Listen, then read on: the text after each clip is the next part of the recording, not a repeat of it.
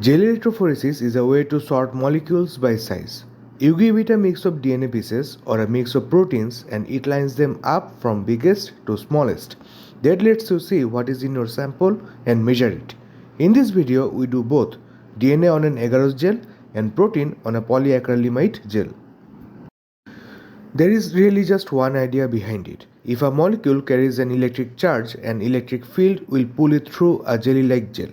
The gel is full of tiny holes, so it works like a sieve. Small molecules slip through quickly, big ones get held back. Leave the power on for a while and the mix spreads out by size.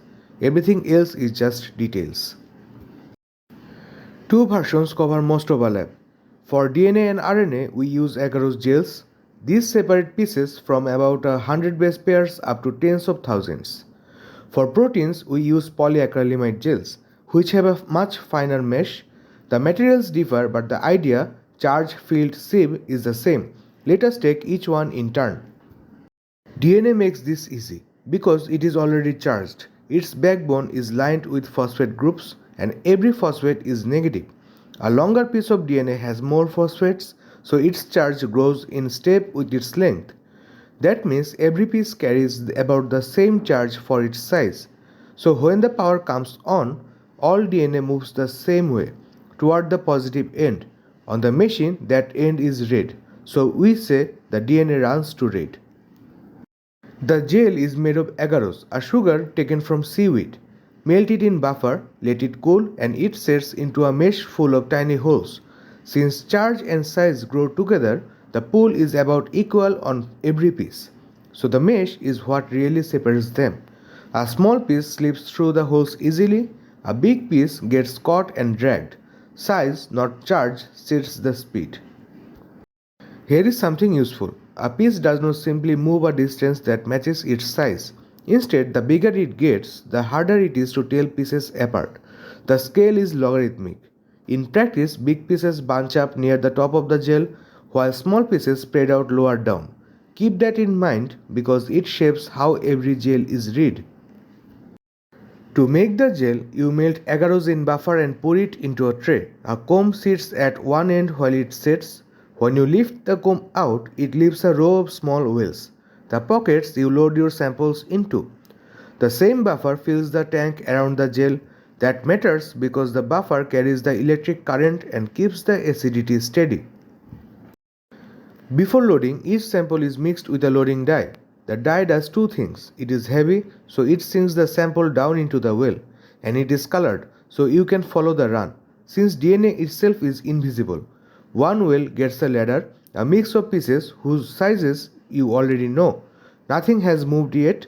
The ladder only spreads into marker bands once the gel is run. Now close the lid, connect the power and switch it on. Over about half an hour, the colored dye front creeps toward the positive end and the DNA travels down with it. But DNA is colorless, so you cannot see it yet. To fix that, you soak the gel in a stain that slips between the DNA bases.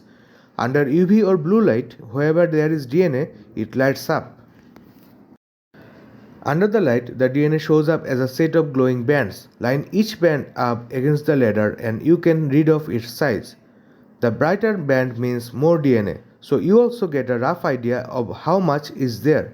One warning for circular DNA, such as plasmids. The same molecule can appear as three bands because its shape, not just its size, changes how fast it moves. Protein are trickier. Unlike DNA, they do not all share the same charge for their size. Each protein has its own mix of charged parts and its own folded shape. Put a raw protein mix in a field and it is a jumble. Charge, size, and shape all pull in different ways. To sort proteins by size alone, we first have to cancel out those differences. The trick is a detergent called SDS. SDS unfolds each protein into a straight chain and coats it evenly with negative charge. More charge for a longer chain. Now every protein has about the same charge for its size, just like DNA. We also add a second chemical that snips the bonds holding the chains together. What is left is a set of straight, evenly charged rods that differ only in size. These rods are run on polyacrylamide, not agarose. polyacrylamide forms a much finer, tighter mesh made for the smaller world of proteins, and you can tune it. A softer gel has bigger holes for large proteins, a firmer gel has smaller holes for tiny ones.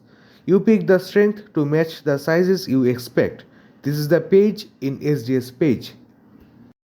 A good protein gel has two layers. The samples first pass through a loose upper layer that squeezes them into one thin, sharp line, so they all start together. Then they enter a tighter layer below, where the real separation happens. That two-step design is why the bands come out crisp instead of smeared. The gel runs top to bottom, and just like DNA, every coated protein heads towards the positive end.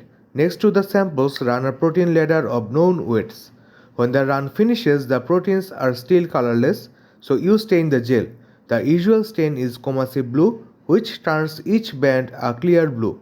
For every faint samples, a much more sensitive silver stain can be used. Reading it works just like DNA gel. Compare each band with the ladder and its position tells you the protein's weight, because here too the spacing follows the same logarithmic scale. The pattern tells the story. One clean band means a pure protein, while many bands mean a mixture. It is the everyday way to check whether a protein was made and whether it is pure. So the two methods rhyme, but differ where it counts. DNA is already evenly charged, so it just needs agarose and a size ladder. Proteins must be forced into line by SDS first, then run on finer polyacrylamide with a two-layer gel. Agarose for the big world of DNA, polyacrylamide for the small world of proteins. The same idea, charge-filled sieve fitted to two very different molecules. So at a glance, gel electrophoresis sorts charged molecules by size by pulling them through a gel with electricity.